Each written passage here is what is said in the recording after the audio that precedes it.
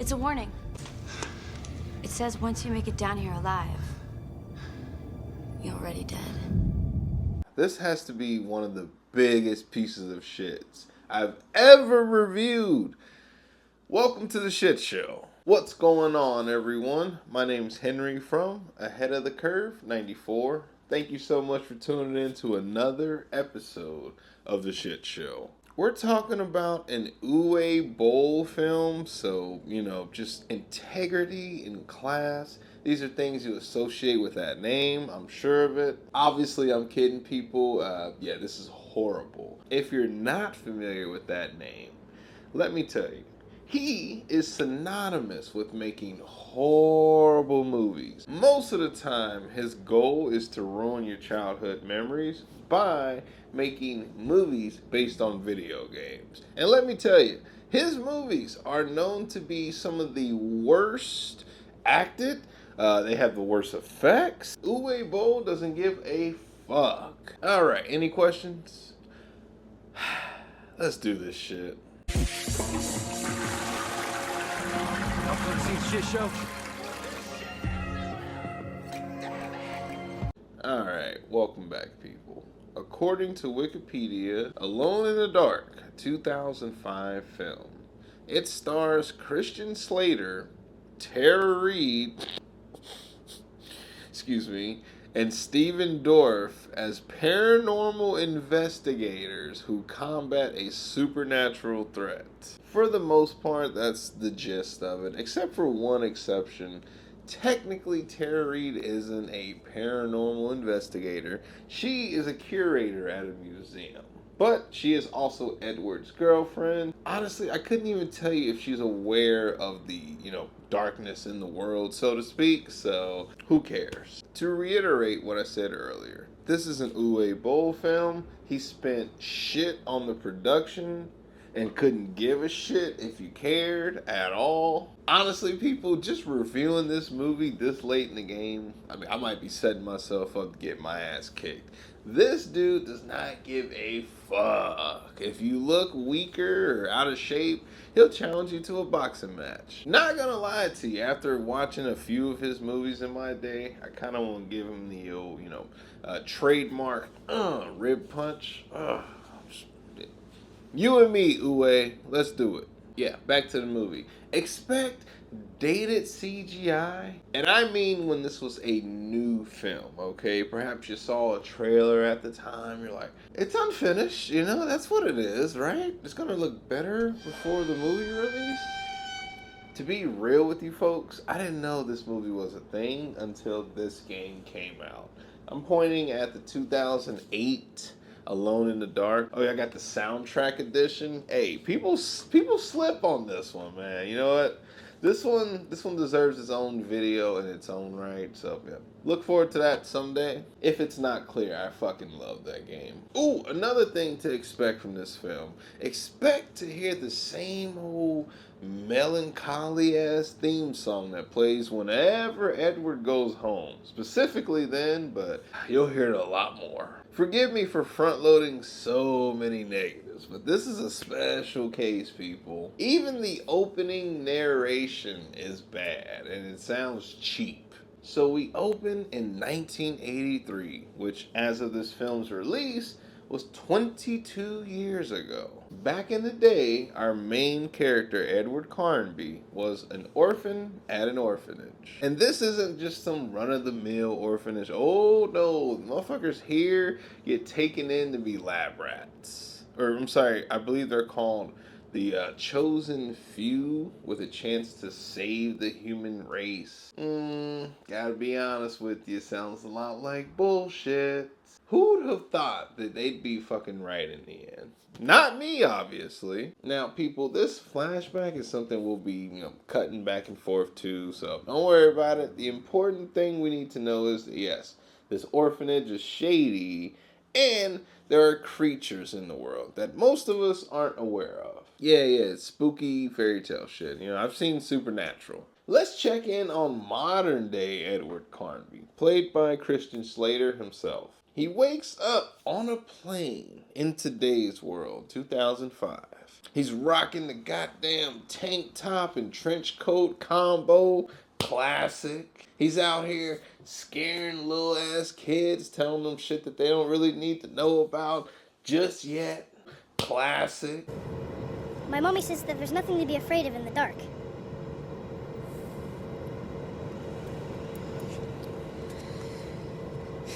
Your mother's wrong, kid.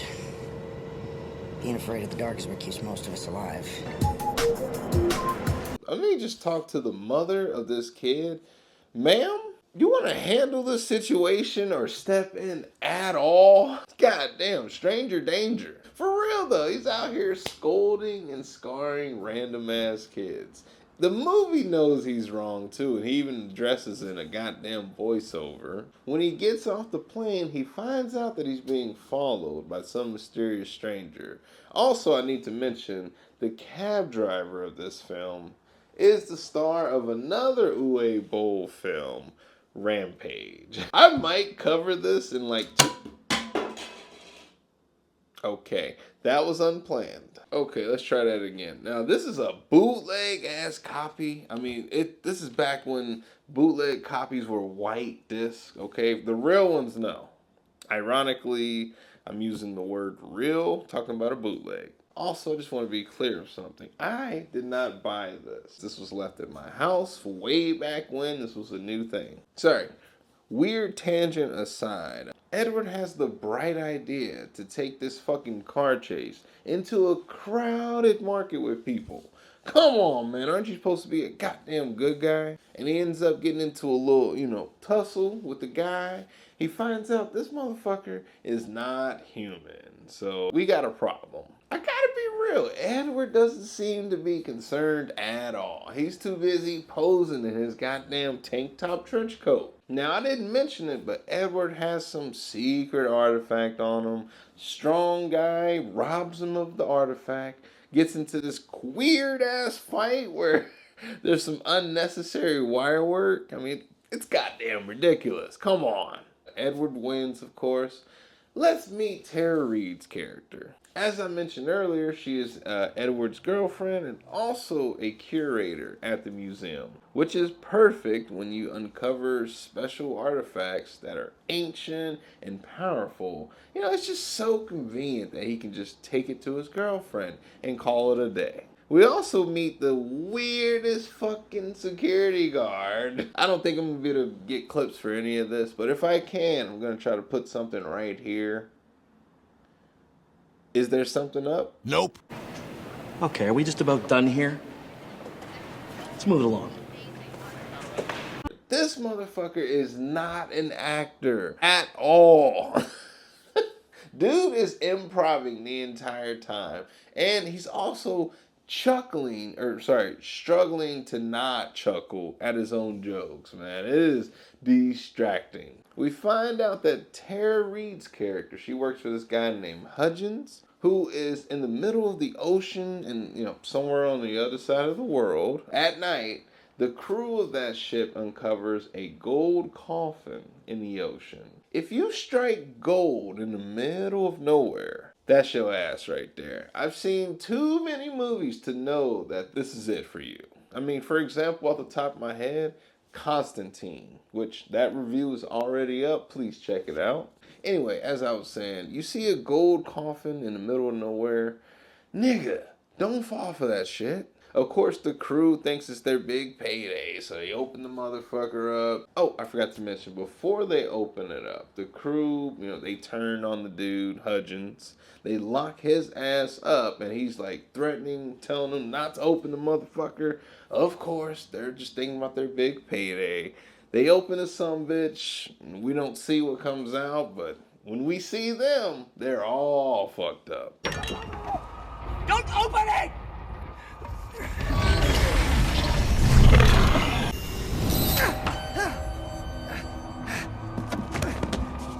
Yes, they've unleashed some curse or some demon creature. Who gives a shit? It's the darkness, goddammit. You don't want to be alone in it. That's the theme of the movie. Homie's the lone survivor, Don't feel too bad because we find out later on this motherfucker is in on it. We also find out that once the coffin was opened and the presence was released, the artifact that Edward had in the beginning, it glowed mysteriously.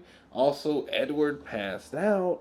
And lastly, a bunch of strangers, or seemingly complete strangers, randomly just activated like they were the Manchurian candidate or some shit, and they just walk off into the middle of nowhere. Very strange shit.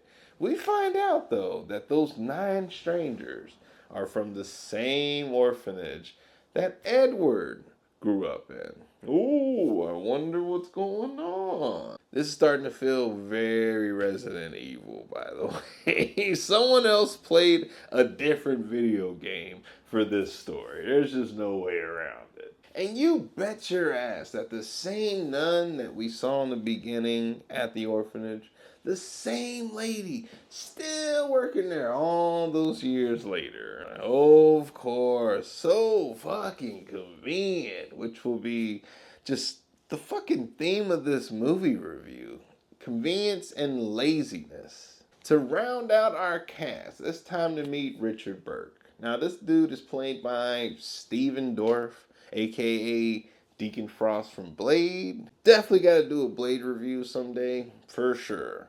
With one photo, you could probably tell the kind of character that this is. Yeah, he's a badass, slick back his hair. He probably smokes a shitload of cigarettes, has a muscle car. What else? He has the goddamn, Will Smith holsters that every bad, cool guy wants.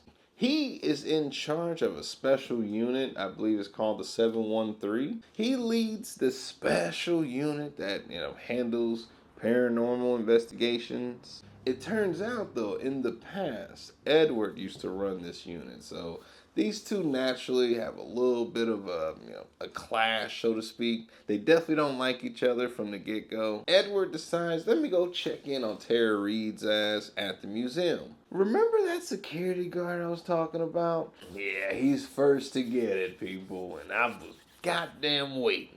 We get our first real glimpse of the monsters here, and it's not doing the movie any favors.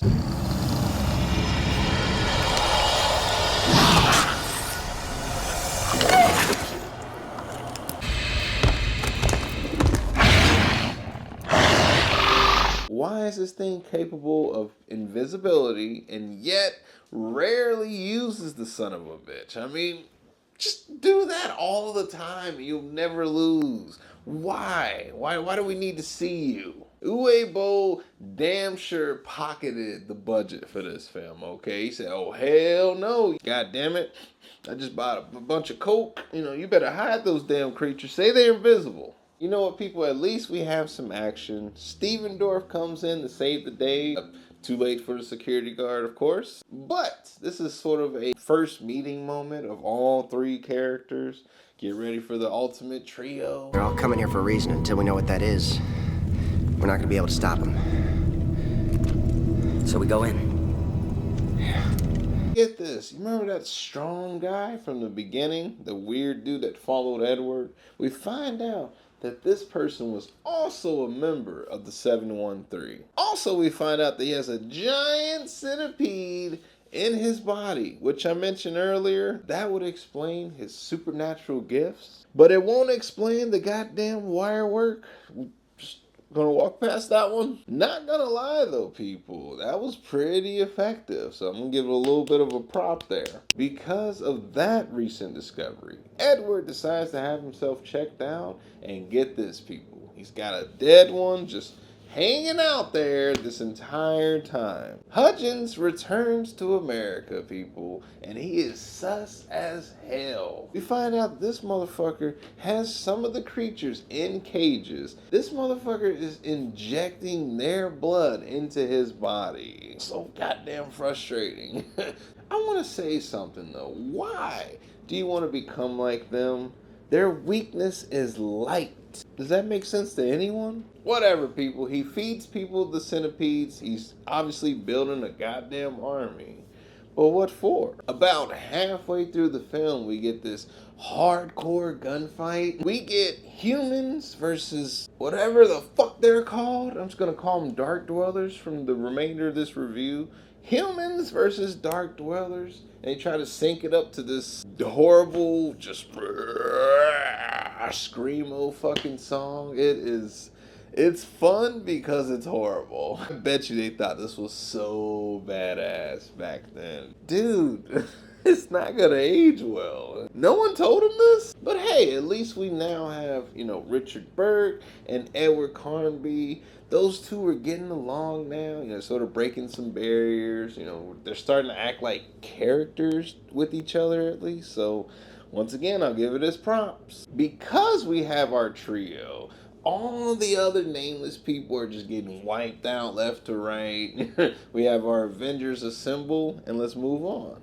I posed a question just a few moments ago about, is Hudgens raising an army? Yes. We have the 713 here. We got all these motherfuckers.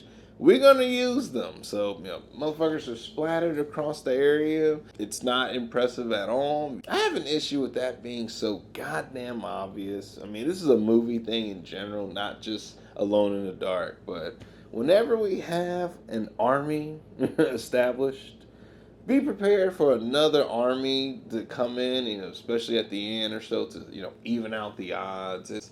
It's just cliche as fuck, and I'm sick of it. Those nameless soldiers need to hold out for 4 fucking hours until dawn. Good luck with that, I guess, because they're already pretty much done for. Our trio explores a bunch of creepy ass tunnels and caves. Couldn't be me here at all. I don't fuck with shit like this. But good thing we have Tara Reid. Said no one ever. Luckily we have her. She's able to read ancient languages. She figures out the right path. Tara Reid, y'all. There she goes. And while that's happened, that's where we cut back and forth between, our A plot and our B plot, where the soldiers are just getting slaughtered. I didn't expect the battle to last this long, especially considering how cheap this goddamn movie is. And perhaps I'm just numb to it now. Maybe I've just submitted to the movie at this point. But it's not the worst I've ever seen. Don't get me wrong, it's still bad. But we started off as horrible, so we're improving. I was surprised to say that the first half of this movie is actually the weaker half. This thing picks up for the second part. For sure. We find out that the 713 was behind the implants the entire time. So this is getting real shady, people. I mean, shit's starting to spiral. And sadly, that discourages Steven Dorff. He's built his entire personality around this job. What else is he gonna do? Of course, Hudgens arrives, and out of nowhere, he's gotta have Tara Reid as a hostage, of course. But we gotta have the man save the woman, okay? This is 2005. He wants to open this creepy ass vault door in the middle of nowhere that leads to this seemingly endless cave filled with creatures. Does this place bring back memories, Carnby? You were my last failure here. If you hadn't escaped, 713 would never have shut down my experiments. And our dumbass trio is just staring at the whole fucking thing. Close the door, you dipshits. What are you doing?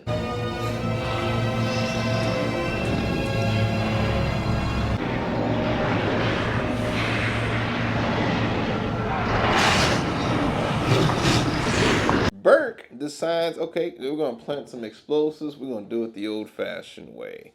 It turns out his detonator's faulty, so he sacrifices himself, goes back to light the sumbitch up, and close the door once and for all. This motherfucking dumbass gave himself a 5-second window. He has 5 seconds to hit start, toss it, and run. Why do people do this in movies? Give yourself more time. This is 10 times worse than what Ripley did at the end of Alien. Okay, this son of a bitch. He sets a 5-second timer, and it takes 10 seconds for him to get into cover. Oh, going crazy. Oh my God. Some fucking how this motherfucker lives to save the day, okay? Somehow. Yes, people, he survives. Our power couple, Edward and Tara Reid, they could not give a fuck that he's alive. They don't bother to check on him. They don't even mention it. They kind of just walk away, and that's it. They basically just left goddamn Umbrella. Yeah, once again, we're back to Resident Evil. This hatch leads to where? Come on, people. Want to give it a guess? Come on. Yes, the orphanage that we started the movie at. Yes, okay. It is directly below it. Yay. Unfortunately, people, you remember that nun I talked about earlier? Those two walk into the orphanage and they find her on the floor. I mean, she just recently was murdered. We cut to this empty ass city where it's eerie and just ominous as all hell. Now, I know what you're thinking. Nope, they're not dead.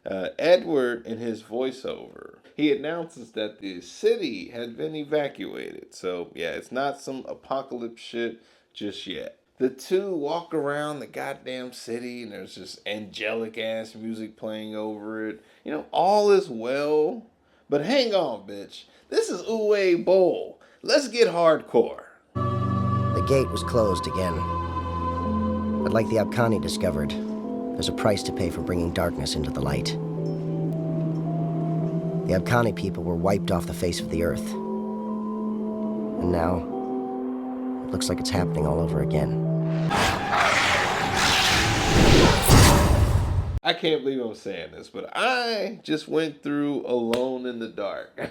This is almost a benchmark review for me. This is something I pictured a long time ago, back before I even considered that I would actually do it. So I can't believe we actually did this shit. I'm gonna be real with you. I remember this shit being way worse back then. It could be the fact that this is the director's cut specifically. Maybe it saved the day to an extent. I have horrible taste in movies, as we all know. So with that being said, let's get to the ratings, okay? Since we're on the shit show, we need to give the bullshit rating to determine whether or not this is a good or a bad movie. As if you had to question it, this is a bad movie, people. It gets the rating of lowbrow bullshit. As if you had to question it. Come on. Did I say enough positive things about this one? No, there was like 5.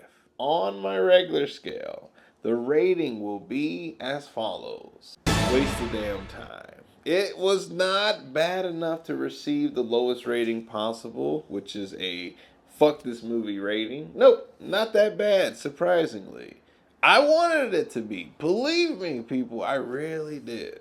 But there's some redeeming qualities about it. This is not the worst thing I've seen. I feel like I say that in all my fucking controversial shit show takes, but it's true, people. I'm still looking for the worst movie that I've ever seen, and I have yet to stumble across it. So if you have recommendations, put it in the comments. I'll check it out. All right, people. We came, we saw, we conquered, we did the goddamn thing. This was great for me. I had a great time. I hope this was, either informing or entertaining for you in some capacity. If you could, just please leave a like, a comment, subscribe, all the basic YouTube shit. This would really do me a big favor. So with that being said, folks, my name's Henry from Ahead of the Curve 94, and I'm signing out, y'all. Deuces. Hey, it's me again, the guy from the thing you just watched. Feel free to check out one of the 2 videos on your screen currently speaking. You can't go wrong with either or. Thank you so much. This time it's for real. Deuces.